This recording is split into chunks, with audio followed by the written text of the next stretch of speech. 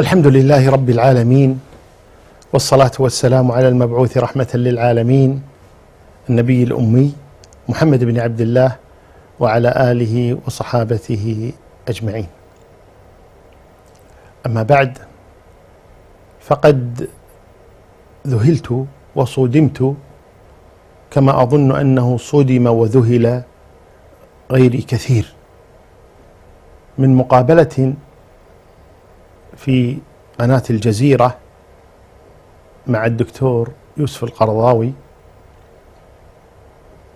حفظه الله وهداه، وذلك عندما كان يجيب على أسئلة وردت إليه من قبل مقدم البرنامج، والذي أظن والعلم عند الله تبارك وتعالى أنه ذهل أيضا.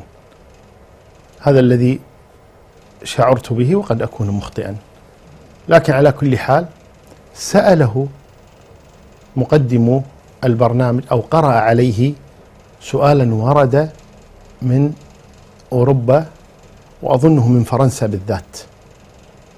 وهذا السؤال يقول: إن بناتنا يدرسن في مدارس أوروبية ويؤمرن هناك بنزع الحجاب، إذ يمنعن من الدخول إلى المدرسة بحجابهن، فيؤمرن بنزعه. فما الحل؟ هل ينزعن الحجاب ويدرسن، أو يلتزمن الحجاب وإن أدى ذلك إلى ترك الدراسة؟ فقدم الشيخ بمقدمة قال فيها إن في الإسلام قاعدة متفقا عليها تقول: الضرورات تبيح المحظورات. وهذه القاعدة لا نختلف فيها. ثم قيد هذه القاعدة بقاعدة أخرى تقول: الضرورة تقدر بقدرها، وهذه أيضا لا نختلف معه فيها.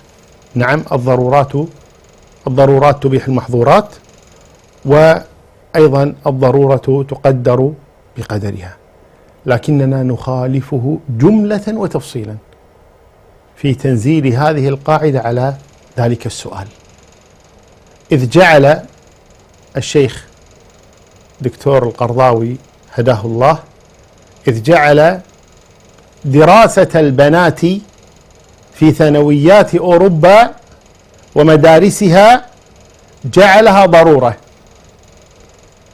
والذي أعرف أن هذا لم يسبق إليه، وهذا الكلام باطل جملة وتفصيلا. من قال إن دراسة البنات في المدارس المختلطة هذه أو في المدارس بشكل عام أنها ضرورة؟ من قال هذا؟ هذا الكلام غير صحيح. هذا الأمر إن سلمنا بأهميته فهو لا يعد أن يكون مجرد حاجة، أما أنه يصل إلى أن يكون ضرورة فهذا لا شك أنه مبالغ فيه جدا. وللأسف بنى عليه الشيخ هداه الله تبارك وتعالى إباحة محرم متفق عليه، ألا هو نزع الحجاب، حيث أفاد الشيخ في إجابته بأن البنات إذا خرجن من البيت يلبسن الحجاب، فإذا وصلنا إلى المدرسة نزعنا الحجاب عند باب المدرسة ويدخلن بدون حجاب، مع أن المدارس مختلطة والتدريس مختلط والإدارة مختلطة، فالرجال موجودون على كل حال في تلك المدارس. فكيف أباح هداه الله لهؤلاء البنات أن ينزعن الحجاب بحجة أن الدراسة ضرورة. فلا شك أن هذا الكلام باطل، فليست الدراسة ضرورة، ويستطعن أن يدرسن خارج المدرسة. وأنا كنت في فرنسا وسألت بعض الإخوة هناك قبل أن أطلع على هذه الفتوى الجائرة، سألت بعض الإخوة عن نظام الدراسة هناك، فأخبروني أن في فرنسا بالذات، لأني سألت في فرنسا، أن الدراسة لا يجب أن تكون في المدرسة، وهناك ما يسمى بالهوم سكول، يعني تستطيع البنت أن تدرس في بيتها ولا تلزم بالحضور إلى المدرسة، بل حتى الولد ليس البنت، البنات والأبناء لا يلزم أحد بإرسال أولاده إلى المدرسة هناك، يستطيع أن يدرس عن بعد في بيته ويأتي ويختبر في آخر السنة بدون أن تحتاج البنت إلى الذهاب إلى المدرسة، فضلا عن نزع حجابها. والحكم على الشيء فرع عن تصوره،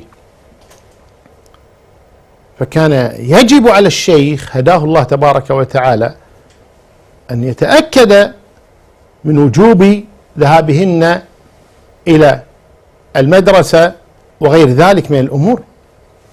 ثم لما سمعت هذه الفتوى الجائرة بحثت أكثر وصرت أسأل، وإذا هذا الأمر في أوروبا كلها وحتى في أمريكا أنهم لا يشترطون الحضور إلى المدرسة، فكيف أباح هداه الله تبارك وتعالى لبناتنا، لبنات المسلمين، أن ينزعن حجابهن لأجل هذا الأمر؟ فهذه رسالة أوجهها للشيخ إن بلغته، أقول له اتق الله في بنات المسلمين، وأنت في مثل هذه السن، فأسأل الله تبارك وتعالى أن يريك الحق حقا وأن يرزقك اتباعه، وأن ترجع عن هذه الفتوى، أو على الأقل أن تتثبت مما أقوله الآن. وهل الدراسة في أوروبا يلزم منها الحضور أو لا يلزم؟ فإذا تبين لك، حفظك الله ورعاك وهداك، فإذا تبين لك أن الحضور غير واجب، وأنها يمكنها أن تدرس في بيتها من الابتداء إلى أن تنتهي من الجامعة، إذا تبين لك ذلك بعد سؤالك، فأسأل الله أن يهديك إلى الصواب، وأن تخرج فتوى جديدة تمنع النساء من نزع الحجاب لأجل ما ذكرت من الدراسة. ولن أناقشك في قضية وجوبها عن الدراسة وفرضيتها، وهذا موضوع آخر، لكن على الأقل الآن نحن فيها الآن، وهو أنه يمكنها أن تدرس في بيتها دون أن تلجأ إلى حضور أو إلى الحضور في المدرسة. والشيخ هداه الله تبارك وتعالى تجاوز في هذا كثيرا، حيث أباح لها أن تلبس لباس الرياضة، وأن تلبس لباس السباحة، فالله المستعان. والله الذي لا إله إلا هو لتسألن عن هذه الفتوى عند رب العزة تبارك وتعالى إذا أطاعتك البنات ولبسن لباس السباحة أمام الرجال ولباس الرياضة أمام الرجال بحجة أنك أفتيتهن بذلك. فاتق الله يا شيخ، فإن سنك يعني يدفعك إلى أن تتريث في مثل هذه الأمور. وأسأل الله تبارك وتعالى لنا ولك ولمن يسمع الهداية والتسديد والتوفيق. فإن كان كلامي قد تجاوز الحد فإني أعتذر لكم جميعا، وإن لم يتجاوز الحد فأسأل الله تبارك وتعالى لا يحرمني وإياكم الأجر. وهذه رسالة أيضا مني أختم بها هذه الكلمة للمسلمين في أوروبا وفي أمريكا وفي أستراليا وفي غيرها من بلاد الغرب. أقول لهم اتقوا الله، ولا يجوز لكم أن تتعلقوا بهذه الفتوى بحجة أنه أفتانا، لا يجوز لكم هذا. فاتقوا الله تبارك وتعالى واتبعوا الحق ولا تعلقوا دينكم بالرجال، فإن هذا ليس بعذر عند الله تبارك وتعالى أنه أفتى بها فلان العالم، فإن الزلة منه ليست عذرا لكم. فاتقوا الله تبارك وتعالى وانتبهوا إلى أولادكم وبناتكم. أسأل الله تبارك وتعالى أن يوفقنا جميعا إلى ما يحب ويرضى، والله أعلى وأعلم. وصلى الله وسلم وبارك على نبينا محمد وعلى آله وصحابته أجمعين، والسلام عليكم ورحمة الله وبركاته.